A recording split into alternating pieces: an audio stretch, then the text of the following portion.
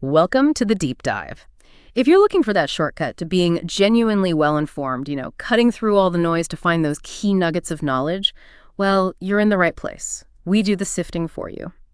Today, we're diving into a role that's, well, absolutely critical in so many industries, but often seen through a pretty narrow lens. We're talking about the quality control inspector. Now, you might immediately think, okay, technical specs, blueprints, standards, all that stuff.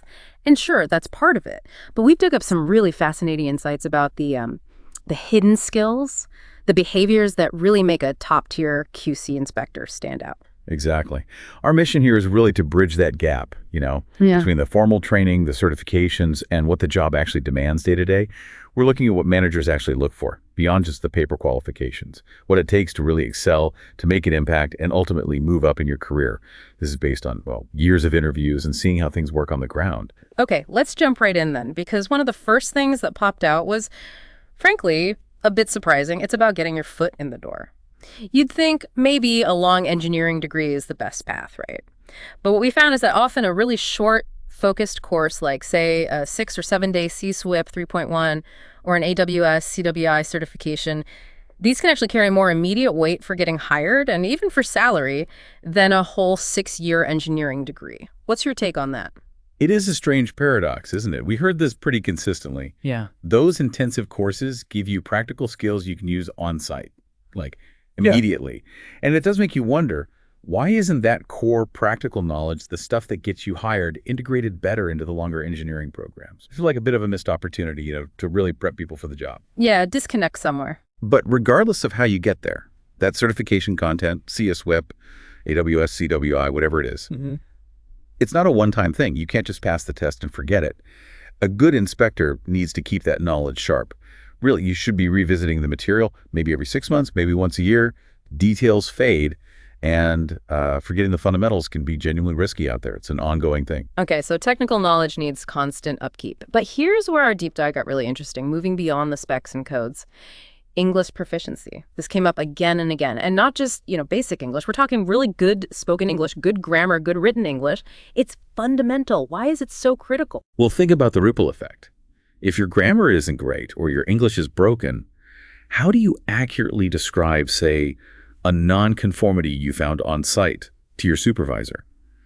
Getting those crucial details across clearly is vital. I've seen it in interviews, technically strong candidates who just couldn't articulate the issues properly. And imagine international sites, maybe the Middle East, with loads of different nationalities working together. Clear English becomes the essential common ground. Yeah. Misunderstandings can be incredibly costly. Right. And it's not just about avoiding problems. It's about moving up too, isn't it? Absolutely. If you want to go from inspector to supervisor, then maybe manager, your language skills have to keep pace. You're not just reporting findings anymore. You're negotiating, discussing complex problems. Exactly. Presenting to clients, persuading people, and even just building rapport. Being able to chat about, culture, movies, sports. It helps build trust and relationships way beyond the purely technical stuff. That makes sense. And it includes writing, too. Getting into the habit of communicating with your immediate boss in writing, usually email, is often preferred. It's clear. There's a record.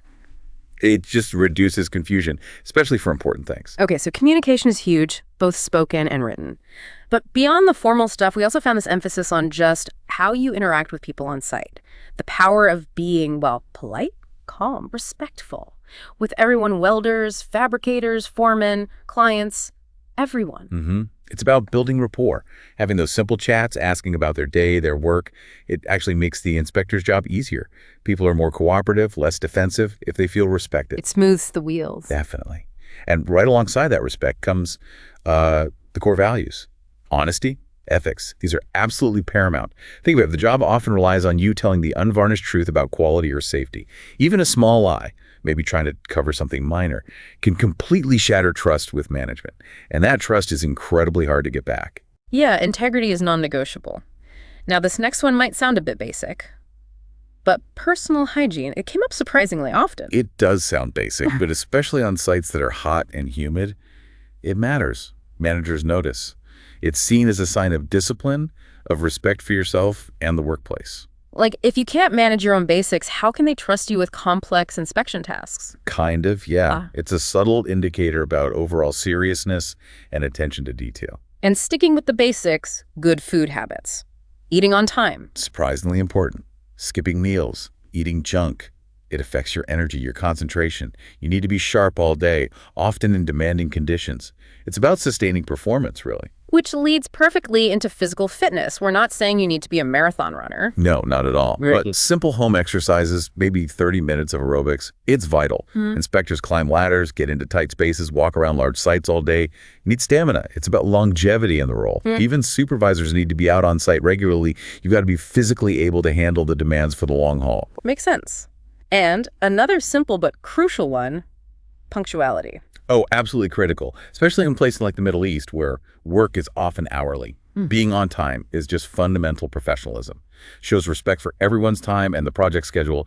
Being consistently late just sends a really bad signal. Right. And what about working in teams? Obviously, politeness, respect. Yes, baseline stuff. But also, crucially, avoid getting drawn into arguments about, say, politics or religion at work. Keep it professional. Exactly. There's plenty of technical stuff to discuss.